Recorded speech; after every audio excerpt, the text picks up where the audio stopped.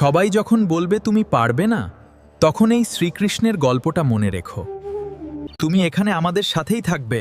না, আমি উড়ব। উঁচুতে উঠতে যেও না, পড়ে গেলে শেষ হয়ে যাবে। ধীরে ধীরে ঈগলটিও বিশ্বাস করে নিল যে সে শুধু মাটিতেই হাঁটার জন্য জন্মেছে। একদিন আকাশে এক বিশাল ঈগল উড়ছিল, তার ডানা সূর্যের আলোয় ঝলমল করছিল। ও, এত উঁচুতে কিভাবে উঠছে? ও ঈগল, আর তুমি আমাদের মতো সাধারণ। ভগবান, আমিও কি কোনোদিন উঠতে পারবো? তোমার কান্না আমি শুনেছি বয়স, তুমি নিশ্চিন্ত থেকো। তোমরা তোমার সাহস ঠিক করো, কিন্তু তোমার আসল শক্তি তোমার ভেতরেই।